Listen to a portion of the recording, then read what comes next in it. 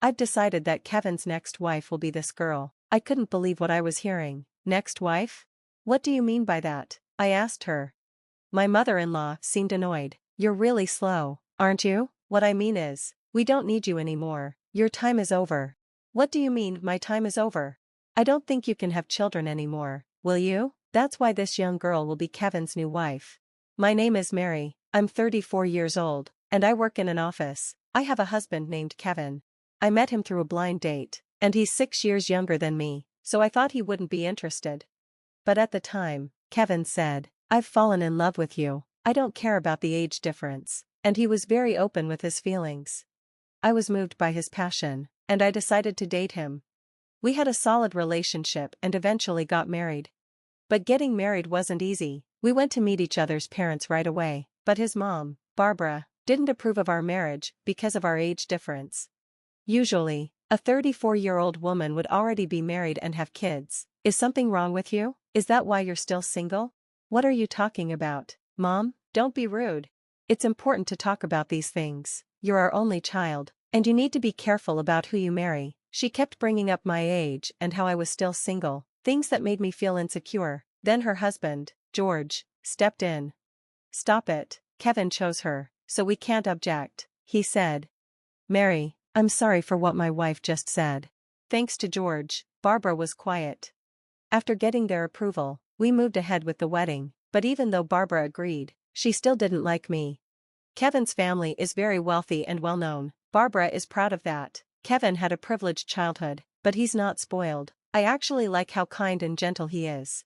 Still, there were many problems during our engagement. One day, Barbara called me over and introduced me to some women in the neighborhood, saying I needed to get to know them. It turns out, Barbara is the leader of a local women's group because of her wealth and status. I greeted everyone as she asked, and they all whispered, "Good luck," which made me feel a bit better. I found out later that these women don't like Barbara either. Barbara then told me I needed a checkup to see if I could have children before the wedding. I was surprised, but I decided to go along with it. I wanted to know if I could still get pregnant, so I went to a clinic, and the doctor said I was perfectly fine. When I told Barbara the result, she just replied, "Oh, really?" I thought to myself, you're the one who told me to take the test. Maybe she was hoping I couldn't have kids so she could stop the wedding. Days passed uneasily, and the night before the wedding, Barbara invited us to dinner. Honestly, I wanted to spend time with my own parents before the wedding, but I was told it's important to accept invitations like this, so Kevin and I went to his parents' house. After dinner and dessert, Barbara started talking about us moving in with them. I couldn't believe what I was hearing. She casually said, "I don't mind if you move in with us right after the wedding." Apparently, Barbara thought we had no choice but to live with them. No way, she must be joking, I thought. I didn't want my newlywed life to be controlled like that. I quickly spoke up, "Barbara, I'm sorry, but what do you mean moving in? I don't know what to say. This is too much to think about before we're even married," I added. Barbara looked surprised, as if what I said was crazy. "Kevin, haven't you told her yet?" "Huh?" I panicked and looked at my husband, and then, staying calm, he said, "Oh, yeah, I think I forgot." "What do you mean?" "Mom and I have been talking for a while about moving into this house after we get married." "Wait a second, you never told me about this. This is something we should have talked about and decided together a long time ago." "Sorry, but it's already decided. I want you to understand, Mary." "What? No." Looking back, I should have called off the marriage right there, but this was 2 years ago when I had just turned 32. I felt like if I didn't go along with it, I might never get married again. Maybe that impatience made me go down the wrong path. Well, he did propose, and I was excited about getting married. In the end, I agreed to live with Kevin's parents, but living there turned out to be much worse than I thought. First, there was almost no privacy, so I couldn't have the romantic, peaceful newlywed life I imagined. On top of that, Barbara kept criticizing me. "Mary, you have such a boring, plain face. Kevin has such a nice face with beautiful eyes and a lovely nose, but I'm worried my grandkids will look like you. Your cooking and housework are average too. You really don't have anything special." This kind of thing happened every day, and because she was the kind of person who asked me to get a fertility check, you can imagine how she'd pressure me about when I'd have children. "Do you even know how old you are? You don't have much time left. If you can't have a baby, you're useless to us. You better have a boy. It was shocking to hear such comments in this day and age, but I shrugged it off, thinking this was probably just how they were, since they came from a traditional landowning family. Barbara also kept bothering me about my job, saying, "When are you going to quit?" I liked my job, and since I moved into the house, they allowed me to drive to work. I didn't want to quit because I didn't want to be a burden, so I just ignored everything Barbara said. But after a while, Barbara demanded I pay her $1,000 a month if I wasn't going to quit my job. In other words, she wanted me to pay for living in her house. Kevin didn't have to pay any rent or living costs, but I guess Barbara was upset that I didn't listen to her, so she made this request. Since she had been letting me live there for free, I agreed to pay the $1,000 a month. "Well, you're just an office worker, so if I take this much money, you won't have much left for yourself, will you?" she said with a smug smile. "I'm not the kind of person who spends much money. I use things until they break, so my life is pretty simple." Barbara probably thought I didn't have much money, but it wasn't tough for me. What really stressed me out was how she kept harassing me. 2 years of living like this passed. Now that I'm 34, not only does Barbara keep pressuring me, but Kevin also says, "Why can't you have a baby?" and blames me for everything. I didn't expect Kevin to say something like that, and I was shocked. Since then, he has joined Barbara in tormenting me. I thought we loved each other, but after living with Barbara for 2 years, I think Kevin has started to be influenced by her. If it were just Barbara, I could handle it, but Kevin's betrayal hurts me deeply because I thought we had a great relationship. Over time, both Kevin and Barbara's actions get crazier.